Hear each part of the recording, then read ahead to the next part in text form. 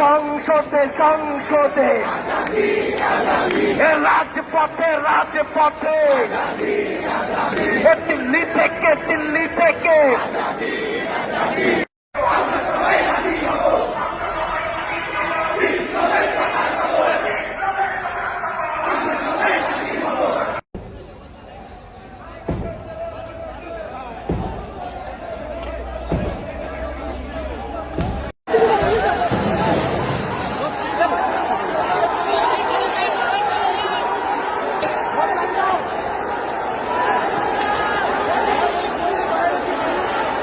আপনারা যদি মনে করে থাকেন আপনারা বাংলাদেশের ভিতরে ঢুকে এই দেশের সূর্য সন্তানদেরকে হত্যা করে পার পেয়ে যাবেন, তাহলে আমরা বলবো আমাদের যেরকম গুম হারাম হয়েছে আপনাদেরও গুম হারাম হবে।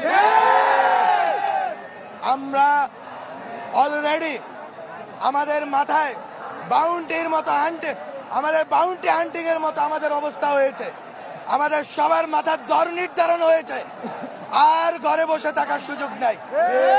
আমরা এবার নামছি, 5 আগস্টের আগেও নেমেছিলাম, শহীদই হব, শহীদই মৃত্যু হব সেই আকাঙ্ক্ষা নিয়ে আমরা আবারও নেমেছি।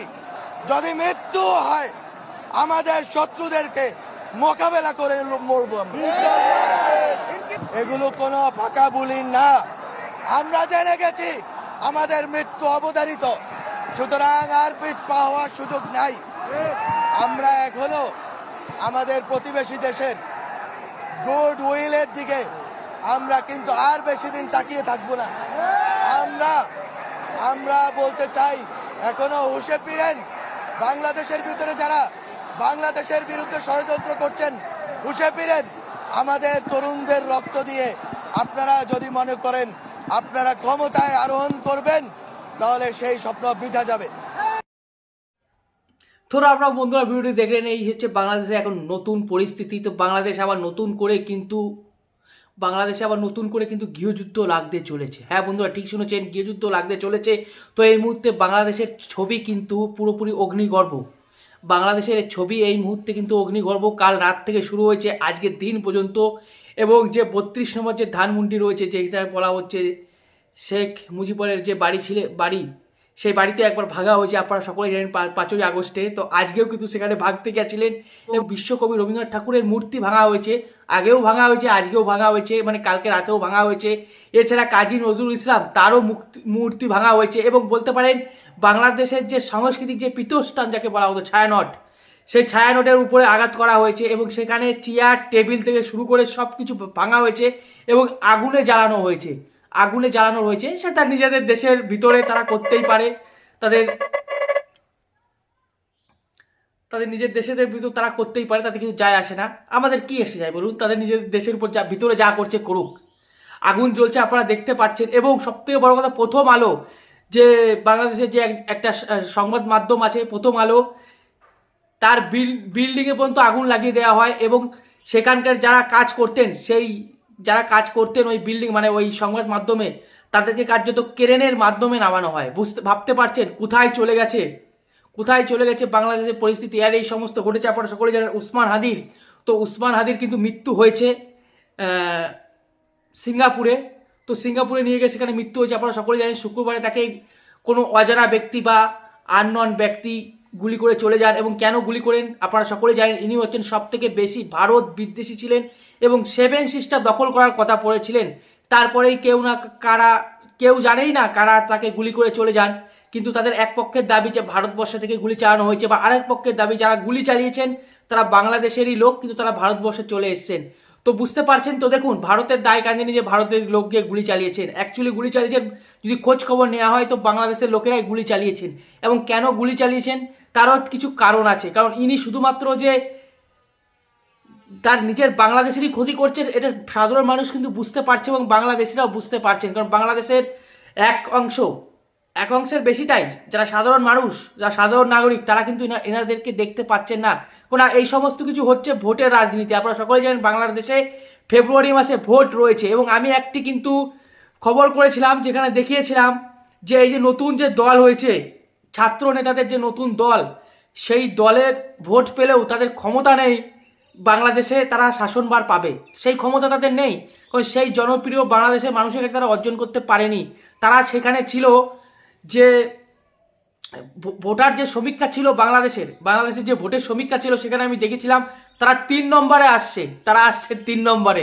তো সেক্ষেত্রে তারা বুঝতে পেরেছে যে কিছু একটা করতে হবে। সেই থেকে কি এই উস্কানিমূলক, সেই থেকে কি এই সমস্ত কাণ্ড ঘটাচ্ছে? অবশ্যই ঘটাতে পারেন, এবং তাতেই বাংলাদেশের সাধারণ মানুষ, আম পাবলিক ক্ষিপ্ত হয়েছেন, তাই পরে তারা গুপ্ত হত্যা করছে। এটা স্বাভাবিক ব্যাপার, কিন্তু তারা অন্য দেশের উপর দোষ চাপাচ্ছে। দেখুন, তাদের দেশের নিজেদের ব্যাপার, তারা নিজেদের দেশে আগুন জ্বালাবে, না ভাঙচুর করবে, না ভূমিকম্প আনবে, না যা খুশি তাই করতে পারে তাদের নিজের দেশের ভিতরে, কিচ্ছু বলবো না, তাদেরকে আমাদের কিছু যায় আসে না। কিন্তু ভারতের বিরুদ্ধে যদি কোনো কথা বলেন, বা ভারতের বিরুদ্ধে যদি একটা কোনো বাক্য যদি ব্যয় করেন, তাহলে তাদের জিপ টেনে কিন্তু ছেড়ে দেওয়া হবে, তাদের জিপটা টেনে ছেড়ে দেওয়া হবে। এটাই সব থেকে পরিষ্কার কথা। আপনাদের দেশের ভিতরে আপনারা যা করছেন করুন। আমি তো বলবো, যেখানে টাকশাল আছে, যেখান থেকে টাকা তৈরি হয়, সেইগুলোতে যে আগুন ধরিয়ে দিন না, আর পকেট থেকে টাকা বের করে আগুন ধরিয়ে দিন। আরে হাসপাতাল ভেঙে কি হবে, সাংস্কৃতিক জায়গা ভেঙে কি হবে? পুরো চলে যান টাকশালে, পুরো আগুন জ্বালিয়ে দিন। টাকশাল থেকে টাকা তৈরি করাই বন্ধ করে দিন, পুরো একদম টাকা পয়সা জ্বালিয়ে ছাড়কার করে দিন, তাতে আমাদের কিচ্ছু যায় আসে না। কিন্তু ভারতবর্ষের নামে যদি একটিও যদি গালি দেন, তাহলে আপনাদের জিপ টেনে কিন্তু ছেড়ে দেওয়া হবে। এবং আপনারা বাংলাদেশে অবস্থিত যে ভারতের যে এমবেসি রয়েছে, সেখানে আপনারা আক্রমণ করেছেন, তার ফল পাবেন, তারও ফল পাবেন। ভারতের যে এমবেসি রয়েছে, সেই দায়িত্বভার ইউনূস সরকারকেই নিতে হবে। বাংলাদেশে যিনি এখন আছেন সরকার, সেই সরকারকেই নিতে হবে, এবং তার ব্যবস্থা হবে। কে বা কারা গুলি করে দিয়ে চলে গেছে, তার দায়ভার এখন ভারতবর্ষ কেন নেবে বলুন তো? নেবে কি? তো দেখতে পাচ্ছেন বাংলাদেশের করুণ অবস্থা, গৃহযুদ্ধ লাগার সময় অপেক্ষা। আর অ্যাকচুয়ালি এটা হওয়ারই ছিল, কারণ যা নতুন দল তৈরি করেছিল, তারা যারা ভেবেছিল যে ভোটে তারা লড়বে, কিন্তু তাদের জনপ্রিয়তা ওইভাবে বাংলাদেশের মানুষের কাছে কিন্তু পৌঁছায়নি। তাই আবার নতুন করে তারা খেলা সৃষ্টি করেছে, এবং এই খেলতে খেলতে 2-4টে তো হবেই বলি। কারণ বাংলাদেশের সাধারণ মানুষও অতিষ্ঠ হয়ে গেছে, তাই বাংলাদেশের সাধারণ মানুষরাই নিজেরাই তাদেরকে পথ থেকে হাঁটাচ্ছে, যে আপনারা হাঁটুন, আপনারা দয়া করে হাঁটুন। তো এখানে আমাদের দেশ বা কেউ এখানে যে যায়নি, তাদের নিজের দেশের লোকেরা তাদেরকে সহ্য করতে পারছে না। আর এটা হওয়ারই ছিল। বিশেষ করে বলছি আওয়ামী লীগের কথা, আওয়ামী লীগের লোকেদের এত অত্যাচার করেছে, তাদের এখন পিঠে দেওয়ালে পিঠ ঠেকে গেছে। তো তারা তো এখন ফোর্স করবেই যে আমরা তো এমনিই মরতে হবে, তাহলে আমরাও মেরেই মরি। তো সেই জিনিসটাই ঘটেছে, আপনারা দেখতে পাচ্ছেন কার্যত। তাই ওসমান হাদিরকে কোনো আননন ম্যান এসে গুলি করে দিয়ে চলে যায়, এবং প্রথমে বলা হয় যে ভারতের লোক, তারপরে বলে না, বাংলাদেশের লোকই ভারতে পালিয়ে এসছে। কিন্তু একটু খোঁজ খবর নিয়ে দেখেন, ভালো করে দেখবেন, বাংলাদেশের মধ্যেই আছে, এবং বাংলাদেশেরই কোনো অংশের মানুষ তাদেরকে হত্যা করছে। আর এটা হওয়ারই ছিল, কারণ আর এই যে রাজনীতিটা চলছে, এটা হচ্ছে ভোটের রাজধানী। বাংলাদেশের সাধারণ মানুষকে বুঝতে হবে। কিন্তু বাংলাদেশের ভিতর যা করছেন করুন, আপনারা বাংলাদেশকে আগুন জ্বালিয়ে পুড়িয়ে দিন, তাতে আমাদের কিছু যায় আসে না। কিন্তু ভারতের বিরুদ্ধে যদি একটা কোনো বাক্য ব্যয় করেন, তাহলে কিন্তু আপনাদের কপালে দুঃখ আছে।